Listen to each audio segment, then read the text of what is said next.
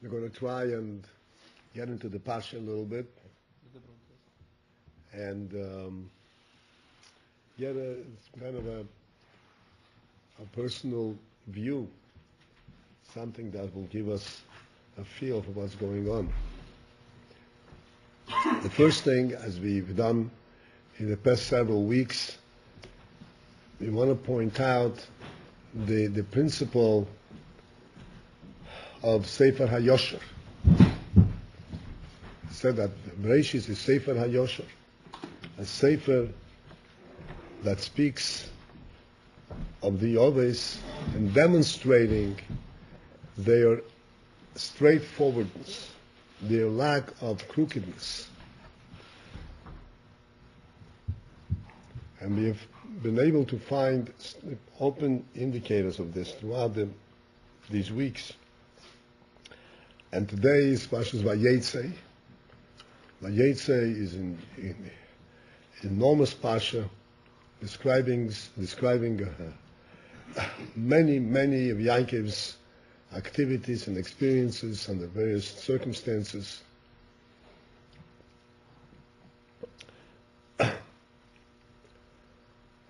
So we'll try and examine one of those episodes. Yankov came to Lavan. Again, if anybody doesn't understand something that I say because of language or whatever, please stop me. And he started, as soon as he came, Lavan was his uncle after all.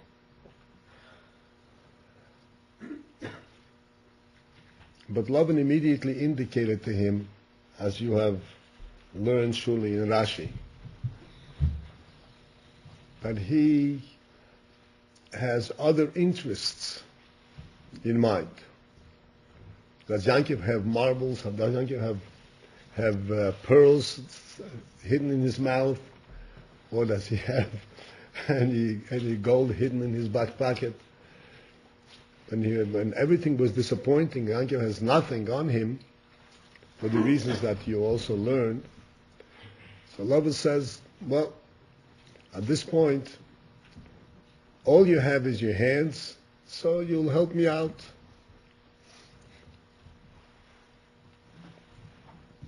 So this was Lavan's great hospitality.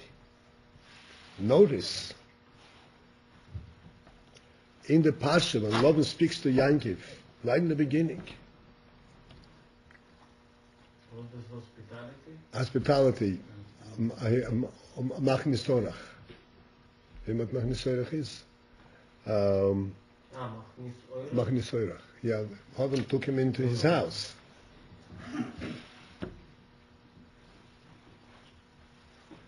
So there is no mention when Lavan first invited him to the house. There's no mention that Yankov is going to have to work for him. He says, Atzmi v'soriata, you are my bone and my flesh, you're my closest relative. So you're welcome to my home. But that was all false, because you put Yankov to work from day one. And then when he saw that Yankov is an excellent worker, and he was afraid that Yankov is going to go off on his own, so he said to Yankov, look, you can't be working for me for nothing, without getting paid. Tell me how I can pay you. Again, it appears that Lavan, on the surface, Lavan is the nicest gentleman. Yankov is working for nothing, so Lavan says, you can't be working for nothing. First, he takes him as a guest, puts him to work. Yankov is a good worker, so he wants to hold on to him. So he says, how do I pay you? What will make you stay with me? So Yankov says, You know what? And here is the big clincher. Clincher, here's the big point. Rivka, Yankov's mother, said to him, you go to Lavan, and you be there Yom Machodim. Several years. Yom Machodim, a short while. How much is several years? Yankov figured several years means 7 years. That's the smallest cycle, so to speak.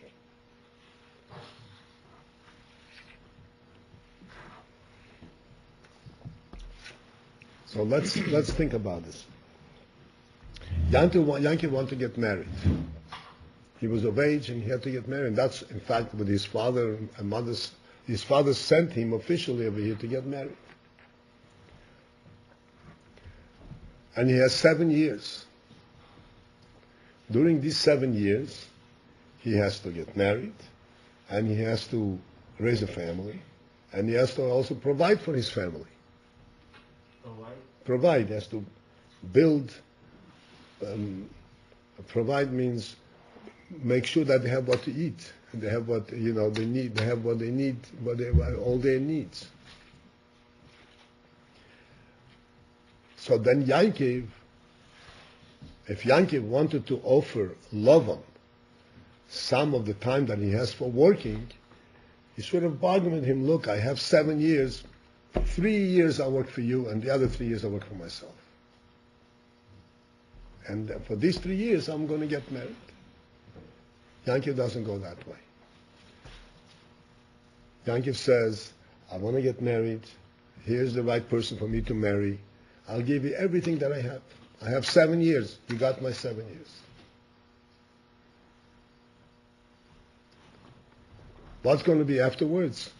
That's just the Eibishter who provided till now. He'll provide later. In other words, he did not go with Lavan into a process of bargaining, of dealing. He went straight, this is what I have and this is what I give you.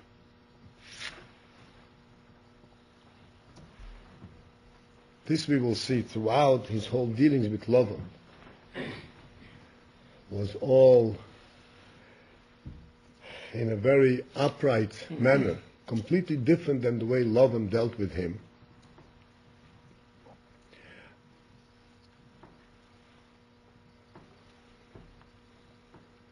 But in this first episode, in this first instance, when Yankov offered to him his 7 years, this was not just a question that Yankov was not lying to him, was not false. Lavan was false with him and he wasn't false with him. This is beyond being false. He did not have to offer to him the whole 7 years. He could have said, I'll give you 3 years. And Lavan will say, no, give me 5 years. There would be some kind of a bargaining chip. Yankov does not go in these ways. If I need something and it's worth to me these 7 years, that's what I'm giving. Again, what I'm trying to point out is the principle of Yashrus. Yashrus means straight thinking. Not thinking, how do I get the best? How do I get the best of the situation? This which is worth to me, I'm offering right on outright.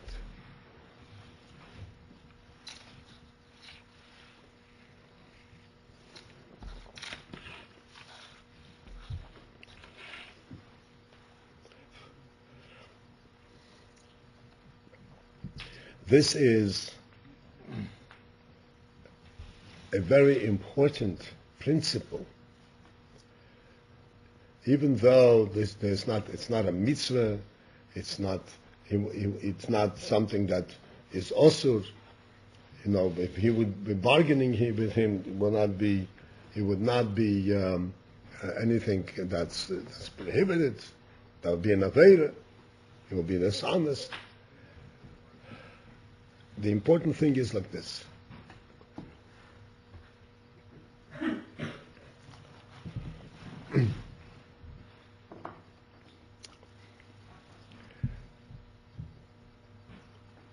We, Yidden, starting from Avram, Yitzchak, and Yankov, recognize that whatever we have comes directly from Hashem. There are intermediaries, there are people through whom it comes to us. But as far as we are concerned, it comes directly from Hashem. And that which comes directly from Hashem has to come in a very open and smooth way. Very somewhat smooth way, straightforward way. Not something that I had to maneuver around. Something that comes unobstructed, without any kind of trickery. Then it's obvious that it comes from Hashem. The whole purpose of Yankov's coming to Lavan, and the whole purpose of Yidden altogether being in Golus and under any circumstances, is to bring out and reveal this principle. That even though I'm working for Lavan, but what I get is not from Lavan. Not because I was able to outsmart Lavan and make the best of it. I get everything from Hashem. And if it comes from Hashem, then it has to come in an open way, not without any difficulty, without any trickery. Like we say in benching, that we should not have to come lidei matnas posor vodom. Everybody remembers that from the benching? That Hashem should prevent us, should save us. We should have to come to matnas posor vodom, to the gift of posor vodom, of flesh and blood. In other words, from human beings. Ki im liyotcha, we should receive everything from your own hand. How do I identify what's Hashem's hand? Because yotcha, your hand is maleya, is full, and psucha, it's open, hagdoisha, it's holy, and rechova, and it's wide open. When we have it, we always feel that we have it without any limits. And this is what Yaakov showed right there. I have these 7 years, here it is, take it. And so that you will not say later on, I'll let you have Rachel, but really, I should have gotten more for it. You got everything that I have.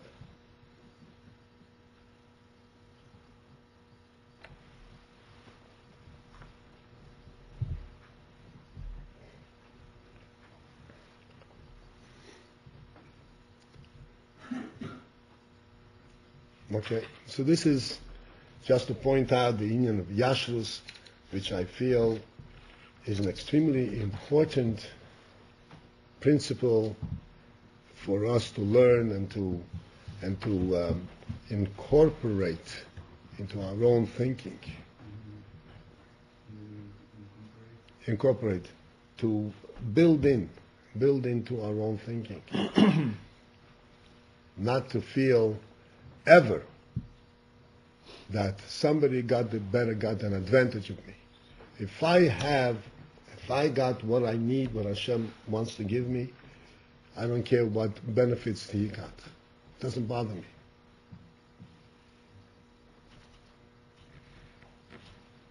I don't remember if I told you this little thing. I may have told you. The Rebbe one time said in a Sikha that a person comes to a Rav, asks a Shaila. You know what a Shaila is? Ask him a question.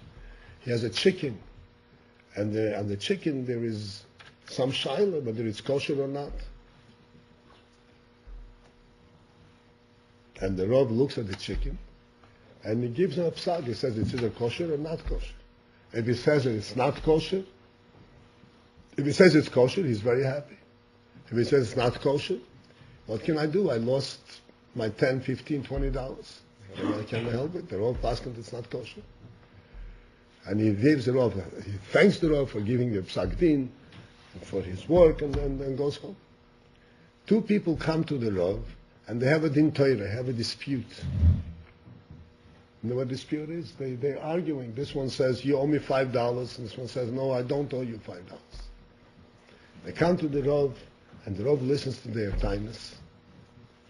And the Rav paskins according to one. You do owe him, you don't owe him, according to one. So one of them wins, one of them loses. So the winner, he thanks the Rav, oh, what a great Rav this is. The loser, he curses him out. Ah, how did you do that? How can you do that? How can you say this? It becomes an enemy of the Rav for life. So the question is, look, you come with a shayla, it can cost you $20, it can cost you $100. And you accept the Rav's psak without hesitation, without difficulty. But here you have a dispute of $5. And the Rav paskind according to halacha, and you get angry at the Rav. What's the answer? The answer is that when he loses the $5, it's not the $5 that he lost. It's the $5 that the other guy got. He's upset that the other guy got it, not that he lost it. In other words, we are more concerned about whether we're being taken advantage of, whether somebody got something from us, not what we have for ourselves. From Avram, Yitzchak, and Yankee, from the whole Chumash Bereshis, we see clearly this principle, that there was no concern whatsoever if anybody got any benefit from them. The concern was only whether they have what they need. And Hashem blesses them and are able to pay for it, it's fine. Main thing is I can follow my path and accomplish my task, what I need to accomplish. This is an extremely important aspect of life, and it sets us on a healthy path. And we're not afraid to come forward and do what we need to do, not being afraid of being taken advantage of, and then we can face life in a healthy and a happy way. Paltiel. Mm-hmm. How do you ensure that you're not just like saying you wouldn't rely on a miracle, right? If you just I'm sorry? not to come to rely on miracles, someone giving always like. No, that's not a question of miracles. He figured that to him, that's why, excuse me, Rashi says that Yankiv offered to Lavan 7 years. Rashi says, indirectly, Rashi says, why 7 years? Because Rashi says, hey, Yomim Achodim. These are the Yomim Achodim she'omro lo imoy. These are the Yomim Achodim, the several days or years that his mother told him that he has to go away for. Yankiv figured, to me, this is worth it. And if it's worth it to me, I don't care what he wants. If he would give it me for a year, for 5 years, I don't care. To me, this is worth it. And I'm giving it to him. This way, I know he's not going to have any tightness to me. He's not going to say that I got got advantage of him. And he's never going to come back. He doesn't have a basis to coming back and say that I took something from him.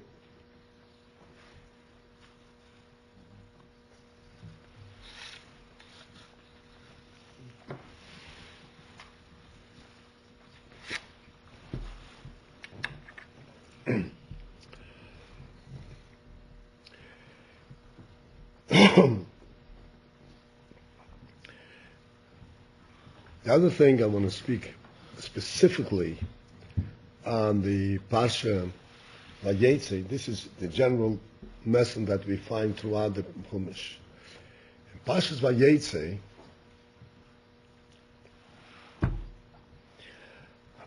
we have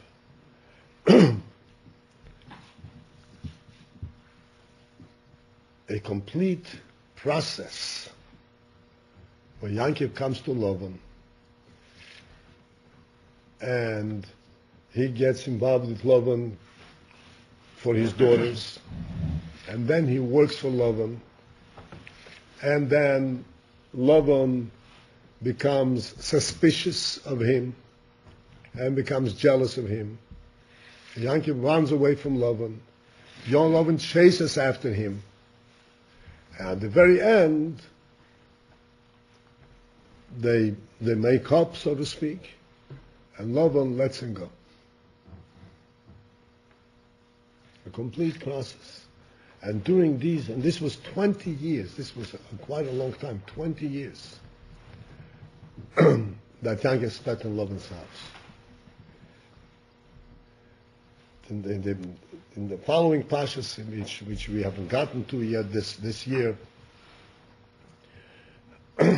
Yankov briefly describes how Lavan treated him, how Lavan was constantly falsifying, was constantly lying to him and taking that which belongs to him and taking it away from him, because he would make up that he would get this type of sheep, and then he changed in this type of sheep, and every time, excuse me, this meant that Yankov got a loss.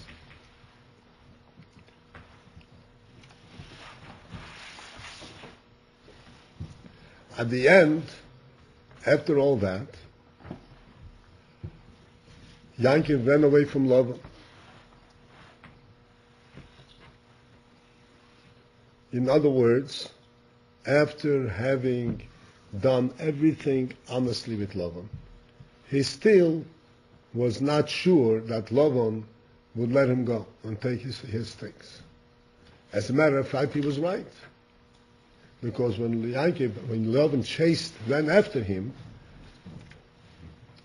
Lavan said, this you will learn in Mitzvah Shem, Lavan said, take a look. The children are my children, the daughters are my daughters, the sheep is my sheep, everything belongs to me. Everything that you have belongs to me. Yankov worked for him for 20 years. The daughters he bought for 7 years, 14 years of labor.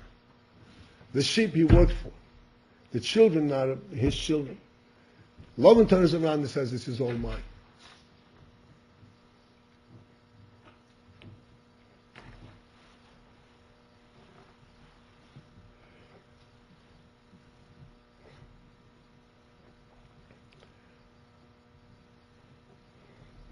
What was this all about? Why was Yankov sent into this Golus to be with Lavan?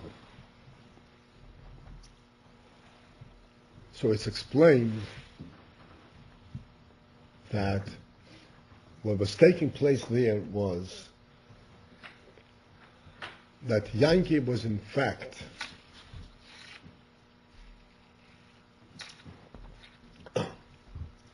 drawing means taking out from Lavan any holy sparks, it's called, in Tzutzi Kedusha, holy sparks that were captured, that were held by Lavan.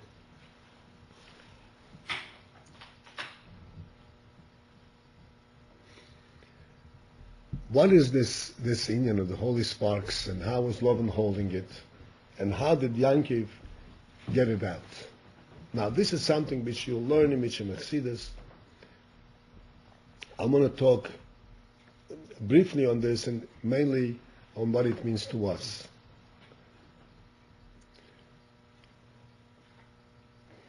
Yankov was 20 years in Lavan's house.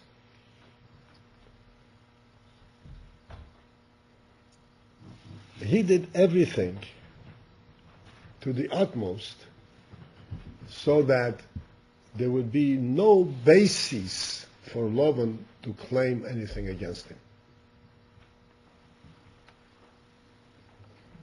him. Whatever claim Lavan made, Yankov immediately corrected it.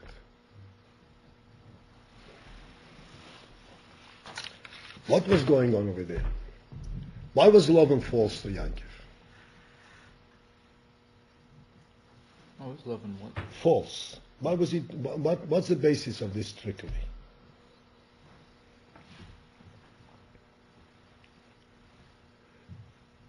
The basis of this trickery basically is this was a conflict, a fight between Kedusha and Klippa.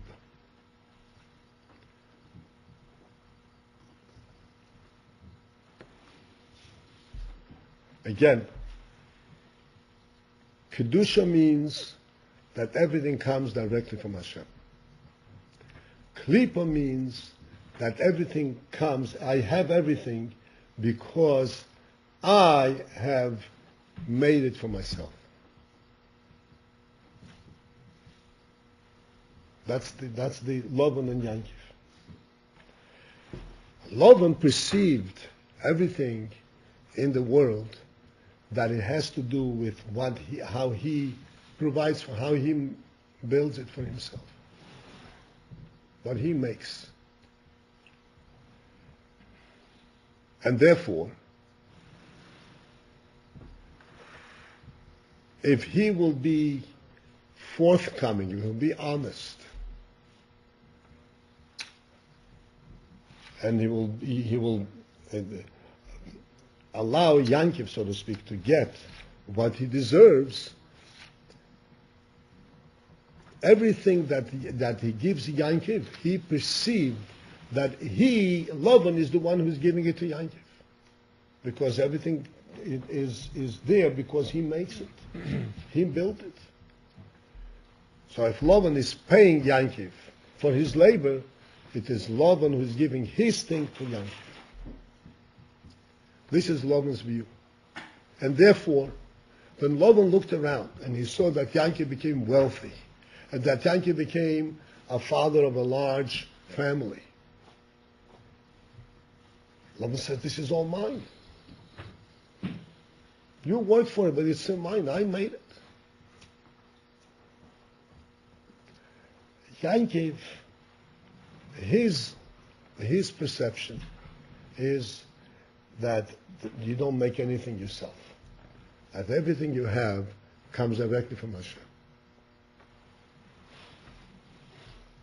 Because of this attitude of Yankov,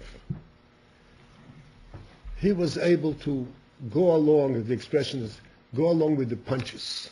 Whichever way Lavan pushed him, he went ahead. But what happened as a result?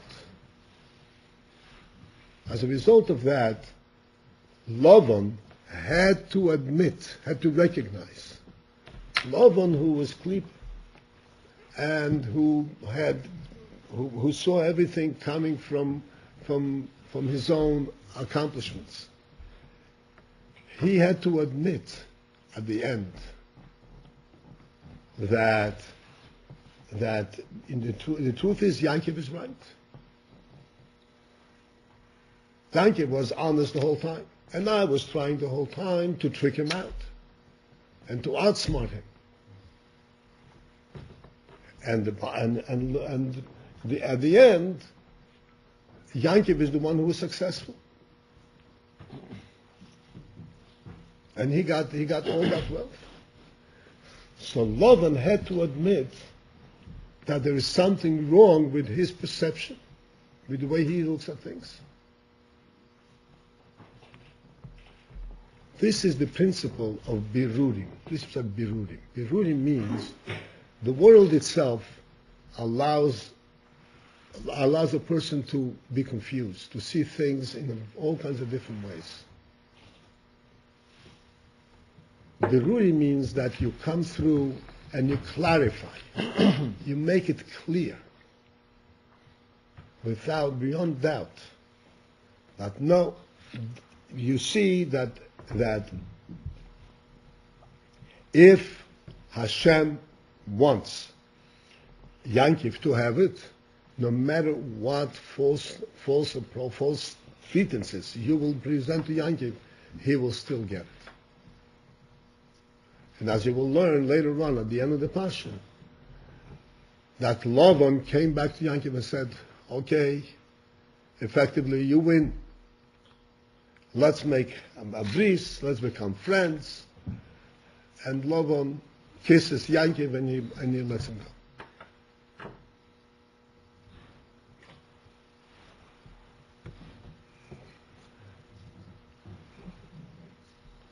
This is the principle of Birurim. The principle of Birurim, both to be Mevarer the world, and first and foremost at the beginning of life, to be Mevarer oneself, to us, to Mevarer ourselves.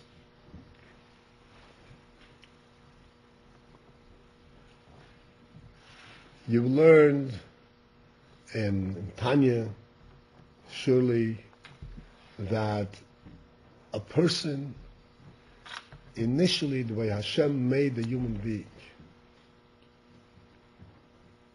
there are two sides to the human being. There is the Yankov and there is the Lavan. There is the Kedusha and there is the Klippa. And these two parts of the person are in constant conflict, internal conflict.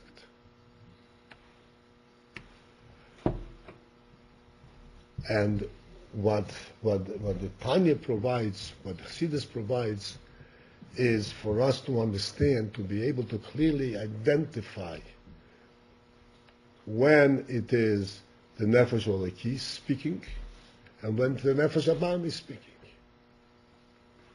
Because just like when Lavan was speaking to Yankov, and he said to him, "You are going to work for nothing? No, you can't be working for nothing. I have to pay you." Sounds very nice. Very nice, upright person, a good uncle. But really, there was underlying falsehood. The same thing is internally. There is not a thing that comes to a person's mind to do that is outright evil.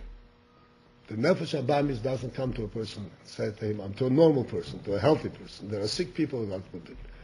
But a normal, healthy person, his Nefesh Abamis is not going to come to him and say, do something that is bad, that is wrong.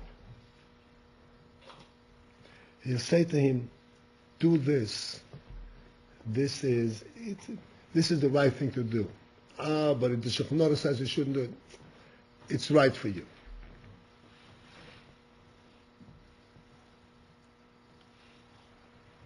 He will always represent it, always find a way to present it in a hidden way, so that person can actually fool himself, if he allows himself to be fooled, that he is trying to do a good thing. And this is why it is necessary to be very, very sharp, very smart, to understand oneself. When Lavan speaks to you, you have to really think very carefully, what is he saying and what does he mean to say?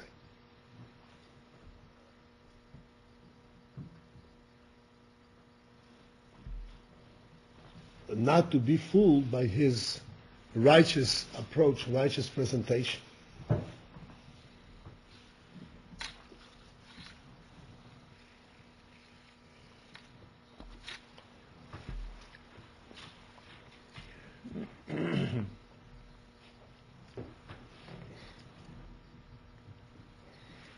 I'll give you an example. This is an example that's pertinent to us here. But really, this is the examples. Our lives are always full of this. From childhood till adolescence, the adulthood, throughout the time, unless we stand up and we start becoming honest with ourselves.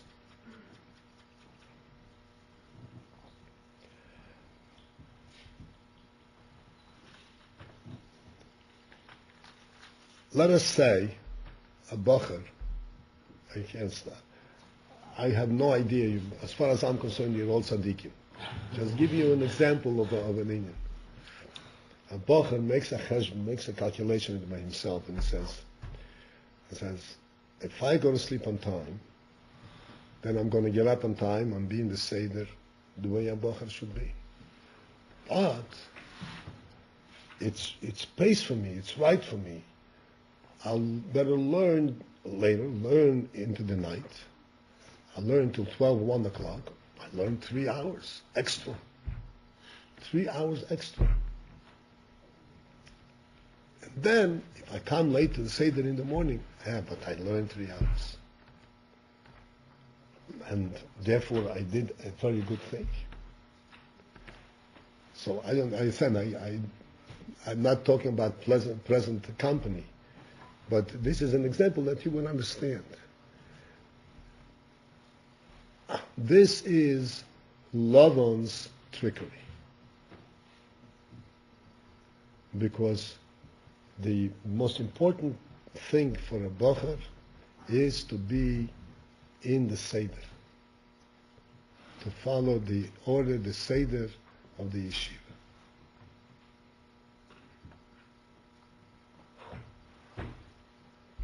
There are many, many good reasons for that. The first reason is because that the yeshiva is the Rebbe's yeshiva. And when one is in the Seder, in the order of the yeshiva, he gets the bracha from the Rebbe. When he is on his own, then he's on his own. The second thing is something which is very logical when you think about it. A person can be doing all kinds of good things. If it's outside of a regimen, outside of an order, then it is meaningless. The important thing in our life is not, I'll do good when I feel like it. Because the minute it depends on how I feel, whether I feel like doing it or I don't feel like doing it, then it's not real good. Real good is when you do it because Hashem tells you to do it. If you have the koyach in your mind and heart to do because Hashem says it, that's good. If you want to do good because you feel it's good, it's not the real good. That's what the Alter Rebbe says right in the beginning of Tanya. That's not real good at all.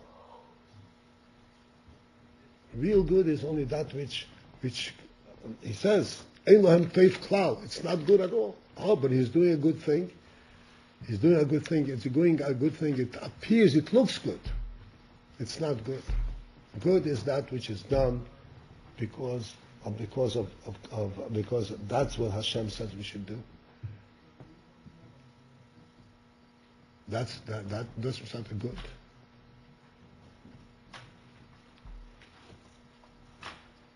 So, but Lavan can come and say, look,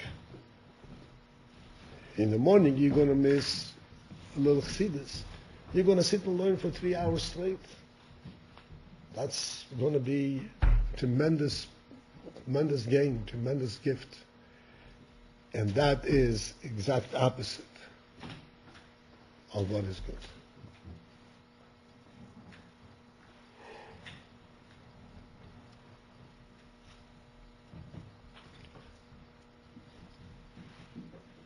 When we realize this, each individual, and every time that we recognize, every time that we are able to recognize when the good versus the falseness, our own falseness, and we are able to stand up to it and say, look, I don't care what I'm going to gain over there. I want to do that which is right.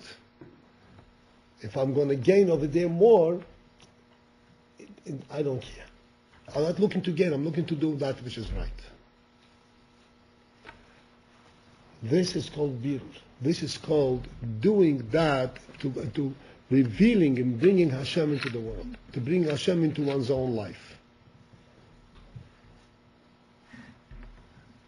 the greatest blessing that a person can have for himself is if he has in his life, if his life is imbued with Hashem's presence. It cannot be anything greater than that. This is a blessing that sets a person on the path of life for all times, forever. It's not one day like this, another day like this. And this is the source of all blessing, of all success. In addition to the personal gain that this brings, this is also called Avodas Hashem, because this is how we ultimately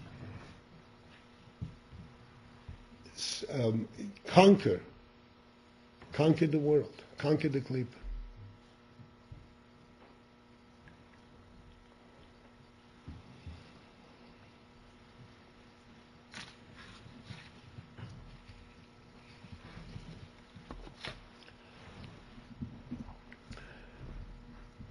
Here in America,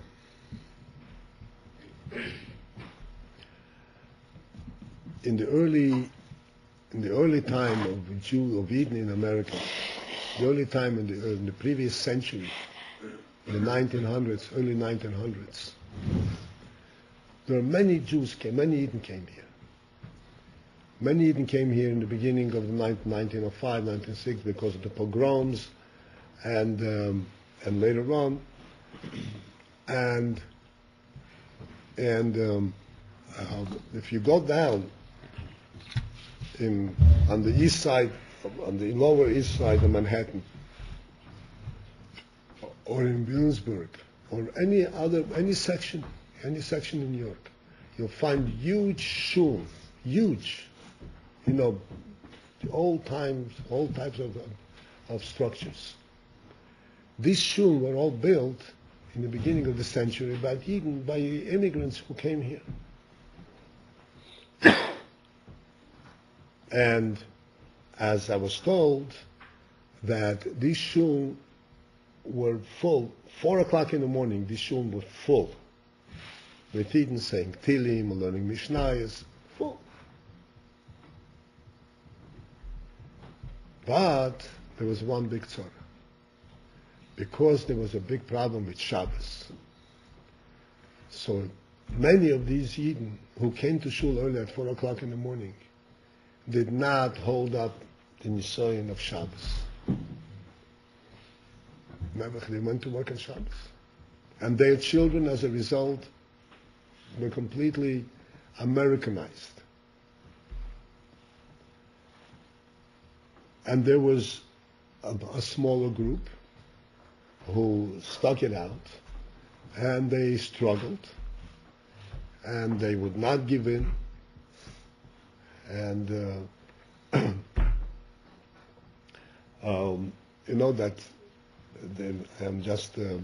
I missed yesterday because my father-in-law passed away, and I knew his father, Olav Shalom, who was here in those struggles.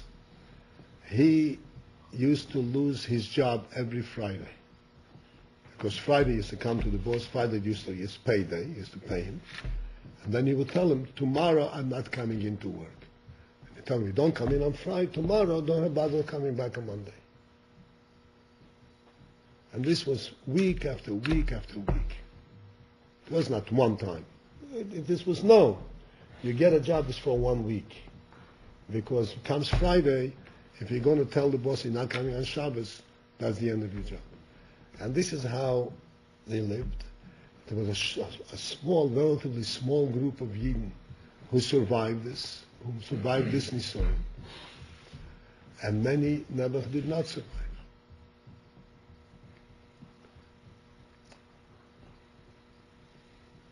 Now we have, so to speak, the results of that.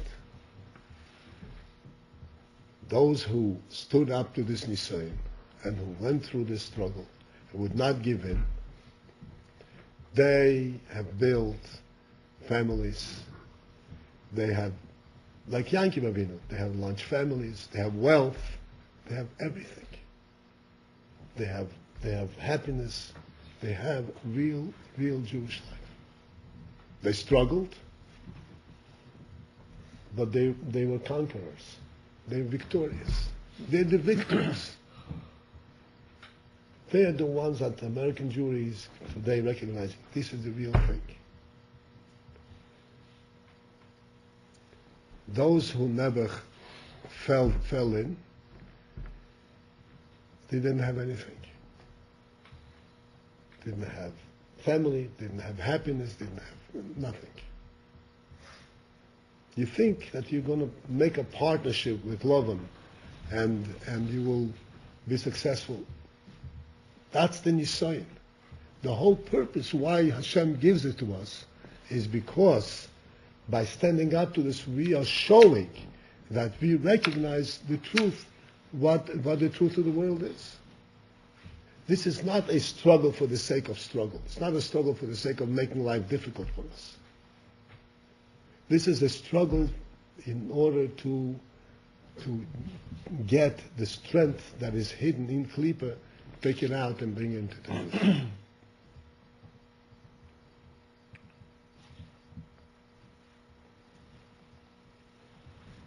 This, coming back to us, we should know. I mention this all the time, that when you struggle, and every time that you feel it's difficult, that is the time where you are going to gain most. This is where the good is being contained, is being hidden in the negative. And by following through, you're gonna find a powerful good that you've never experienced before. You can test yourself from a simple situation.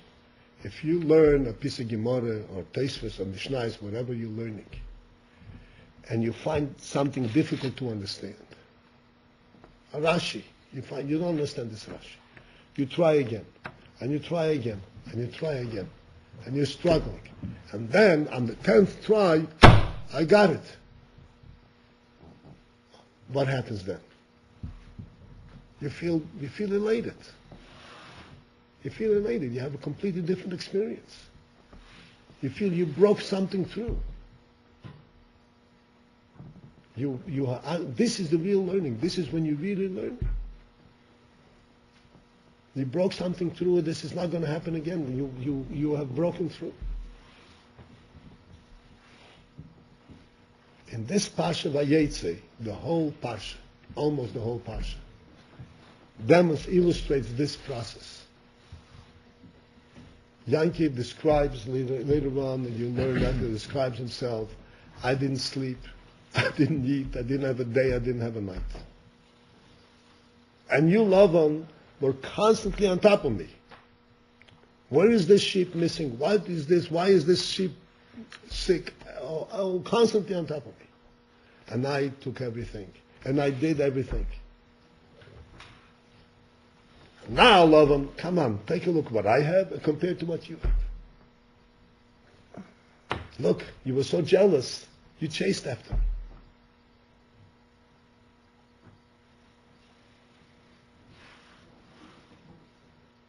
Because I have received everything directly from Hashem. You thought that you owned the world, so you got your world. I have the world that Hashem made for me.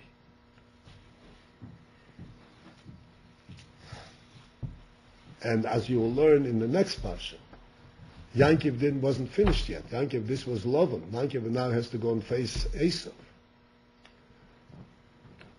And Yankiv, but his experience by Lavan gave him the strength to be able to go and face Esau. As you will learn in the next parsha.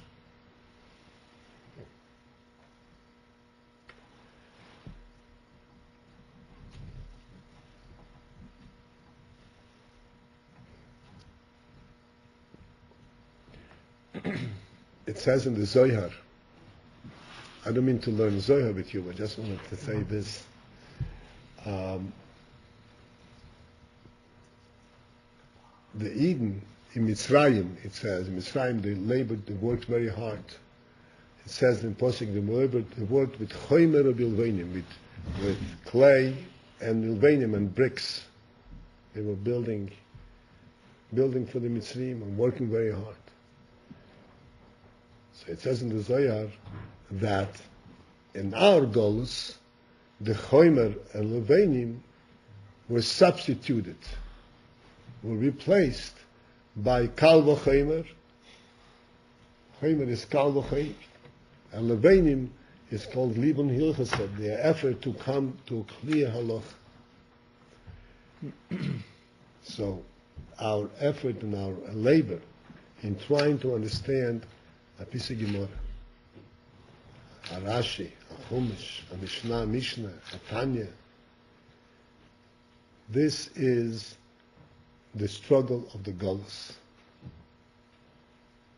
And this, just like the Golus Mitzrayim brought about the big Geula, this is what brings the Geula for El Eden and to each one person, each one individual. Like I pointed out to you many times, that we here learn a half a year or a year, and we think, oh, what am I doing? I'm struggling. And then you turn around, all of a sudden, it's a new world. It's a new world. I really understand what I'm learning. It's a real thing. And I really know what life is about.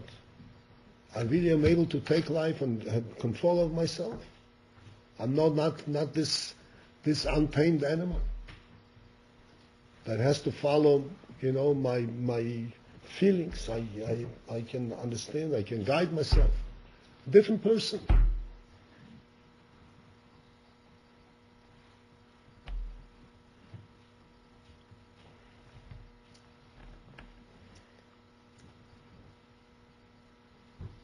Rebbe will help each one of us here to conquer their Lavan and then face up to Esav and ultimately come to Geulah Shlem.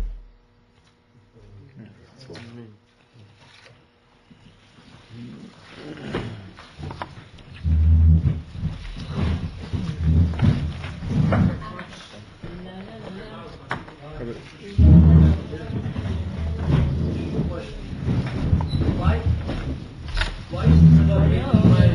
What? Why is it such a big minded to say Yaakov has 7 years. What? Yaakov has 7 years to be he knows the 7 years. Yeah. And so he says to Laban, okay,